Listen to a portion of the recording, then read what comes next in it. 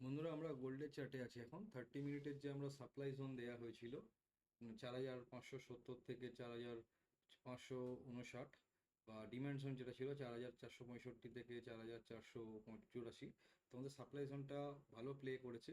সেখান থেকে আমরা নিয়ার আউট অনেকটা পয়েন্ট আমরা পেয়েছি। মোটামুটি যদি ডাউন এখান থেকে যদি ব্রেকডাউন থেকেই ধরেন, তো আমরা মোটামুটি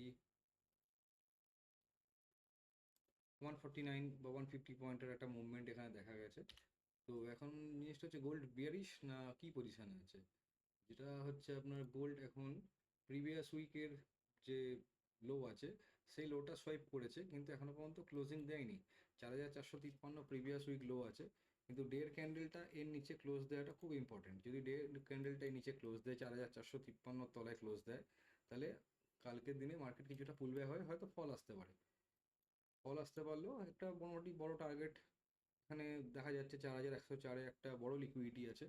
সেই লিকুইডিটি অবধি যদি মার্কেট মুভ করে তো খুবই ভালো। তো দেখা যাক সেটা কি হয়, ক্লোজিংয়ের উপর ডিপেন্ড করছে। ক্লোজিংয়ের আগে কেউ শর্ট করবেন না, বা করাটাও ঠিক নয়। আর যদি ক্লোজিং দেয় তখনই একটা ছোট কোয়ান্টিটিতে শর্ট করতে পারেন। শর্ট করে মোটামুটি একটু 4,100 যে লিকুইডিটি আছে সেখানে অবধি টার্গেট রাখতে পারেন, বা তার নিচেও টার্গেট রাখতে পারেন। কারণ আমাদের ফার্দার বাইং জোন যেটা আছে, সেটা যদি মার্কেট ফল করে, ফার্দার বাইং জোন আপনার এই জায়গাটা দাঁড়াচ্ছে, এই এরিয়াটা। কারণ লিকুইডিটি যখন সোয়াইপ করবে এটাকে ব্রেক করে বেরিয়ে আসবে, তো এই জায়গাটাই আপনার নেক্সট বাইং জোন, যেখান থেকে একটা স্ট্রং মুভ আসতে পারে।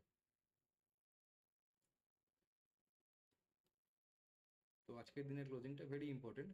যদি ক্লোজিং ভালো দেয়, তো আগামী দিনে একটা ভালো অপরচুনিটি আসতে পারে।